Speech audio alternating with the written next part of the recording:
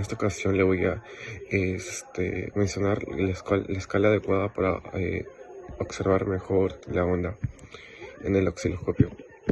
En esta ocasión vamos a medir el voltaje de corriente alterna del modulador ATH electrónico y vamos a observar la onda dentro del osciloscopio. Para poder observar mejor las ondas vamos a tener que modular el notch de vertical de la escala de voltaje. Vamos a ponerlo en aproximadamente cada cuadrado valga 5 voltios. Y bueno, sumando estos cuadrados, tanto como el voltaje pico y el voltaje mínimo, nos va a dar aproximadamente unos 22 voltios. Y en el notch de escala horizontal, y vamos a poder eh, medir bien el tiempo, ¿no? en que demora, ¿no? en completar un ciclo. Por ejemplo, vamos a ponerlo en 5 milisegundos cada cuadrado. Y contando estos cuadrados para que se complete todo el ciclo de la onda, nos va a dar aproximadamente de 20 milisegundos.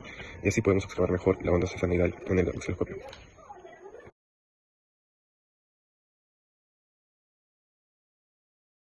El voltaje teórico es de 12 voltios en corriente alterna y el experimental es de 15.63 voltios en corriente alterna.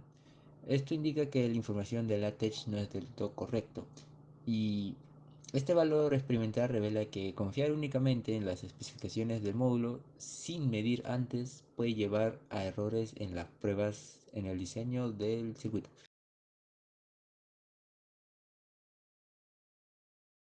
Aplicando la tabla, en el caso de la amplitud salió mediante una fórmula que sería raíz de 2 por el voltaje eficaz. En el caso del periodo T, se calcula 1 dividido entre la frecuencia.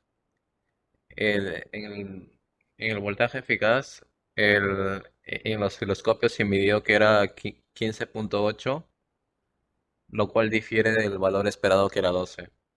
En el voltaje promedio, el osciloscopio mostró un voltaje de 213 milivoltios en lugar de 0 debido al desplazamiento de voltaje causado por el botón offset. En el voltaje pico a pico, la fuente de voltaje AC podría estar entregando más voltaje de lo esperado, lo que elevó el voltaje pico a pico. En el caso de la frecuencia no hay mucha diferencia que decir.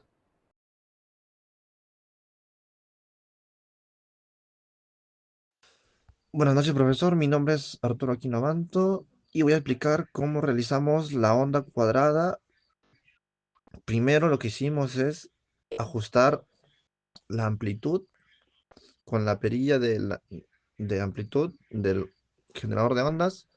Luego, en la parte en la sección del tiempo, ajustamos la frecuencia para que sea a 200 milisegundos cada cuadrito y la onda tenga una longitud de 5 cuadritos para poder determinar una onda de 1 hercio y una amplitud de 6 voltios con un voltaje pico a pico de 12 voltios. Luego realizamos un offset positivo para que en cierto punto haya un voltaje positivo de 12 voltios y un voltaje de 0 voltios en un determinado tiempo también, para poder realizar el siguiente experimento.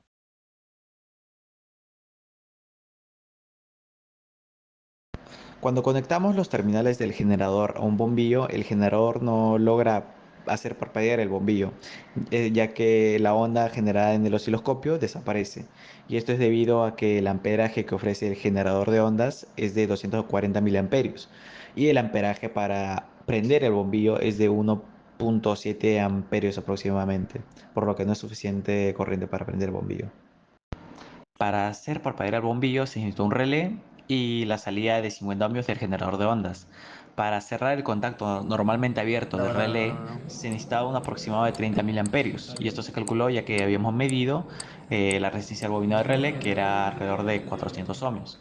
Por ello se usó esa salida ya que ofrecía una corriente de 240 miliamperios.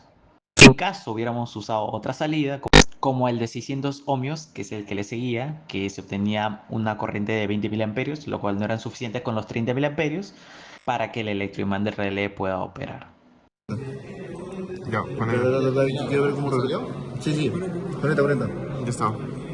Y ahora conéctalo. Ya.